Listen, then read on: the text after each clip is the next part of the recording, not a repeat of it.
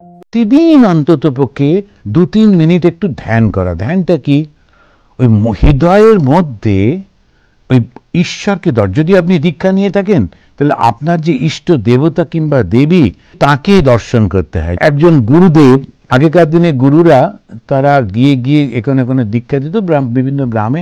ওটাই ওদের একটুখানি ইনকাম ছিল। তো বিভিন্ন শিষ্যর কাছে গিয়ে দীক্ষা দিলে শিষ্য তাকে একটু চাল কলা এসব দিত, একটু পয়সা দিল, তা গুরু এভাবে যেতেন। আর প্রতি গ্রামে অন্তত একটা দুটো শিষ্যের বাড়ি থাকলে ওনার সুবিধে হতো। ওই শিষ্যের বাড়িতে উঠলেন, তাহলে আর খরচাটা লাগলো না, ওরাই খাওয়া দাওয়া দিল, বিশ্রাম করে আবার একটা গ্রামে গেলেন, এরকম করতেন। একটা গ্রামে শিষ্য ছিল না। তা গুরু খুব চেষ্টা চরিত্রী করে একটা মুদিখানার দোকান, সেই লোকটাকে ধরে সে বলছে যে, মশাই আমার এক মুহূর্ত সময় নেই, সকাল থেকে বিক্রি বাট্টা করতে হয়, তারপরে বিকেলবেলায় হিসেব টিসেব করে আবার রাত্রে গিয়ে বড় বাজার থেকে জিনিস নিয়ে আসতে হয়, সাপ্লাই, পরের দিন সকালে আবার বিক্রি, আমার আর সময় নেই। বলছি বাবা তুমি শুধু একটুখানি ভগবানের নাম করে, বাকিটা আমি করে দেবো, কোন তুমি করো।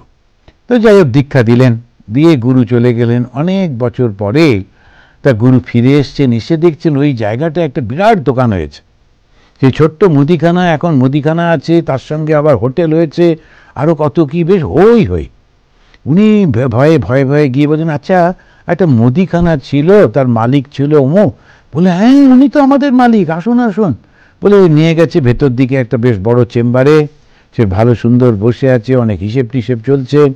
তখন গেটেই উনি ভদ্রলোক দাঁড়িয়ে উঠে, গুরুদেব এসছেন, আপনার যে কৃপা, আপনি ওই মন্ত্র দেবার পর আমার একদম কপাল খুলে গেল।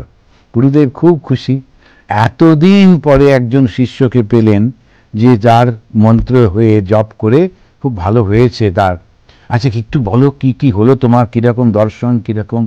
বলছে দর্শন কি, আগে আমার দোকান থেকে অনেকে ধার নিয়ে যেত, আমি মনে রাখতে পারতাম না, অত তাড়াতাড়ির মধ্যে লিখতেও পারতাম না, প্রচুর পয়সা মার যেত। কিন্তু আপনি ওই যে মন্ত্রটা শিখিয়ে দিয়েছেন না, এই দোকান করে গিয়ে যখন বসে জপ করতে বসি, ওই প্রতিটি লোকের নাম একেবারে মুখস্থ হয়ে যায়, পরপর পরপর মুখগুলো ভেসে পড়ে, এইটা নিয়েছে, ও এইটা নিয়েছে, এত টাকা এত টাকা, আমি সঙ্গে সঙ্গে নোট করে ফেলি, কেউ আর পয়সা মার দিতে পারে না। ফলে আমার খুব উন্নতি। তখন গুরুদেব দীর্ঘশ্বাস ফেলে বললেন, বাহ, যাও একটা উন্নতি তো হয়েছে, তা খারাপ কি? এখন আমরা যখন ধ্যান করি তখন হাজার রকমের চিন্তা আমাদের মনের মধ্যে আসতে থাকে, কত রকমের ভাব আসে যখন এই জপ করবার চেষ্টা করি।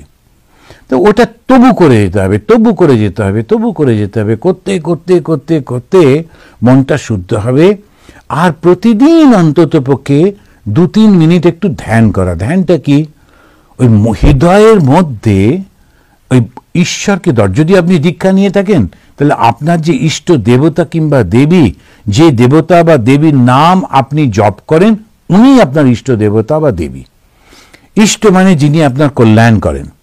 তো ওই তাকে দর্শন করতে হয়। যদি তাও না পারেন, একটা প্রদীপ দর্শন করুন, শুধু ভুলে যান যে আপনি আছেন। আপনার শরীর, আপনার মন, আপনার চারপাশে কোনো শব্দ শুনতে পাচ্ছেন না, ওই একটা ভাব।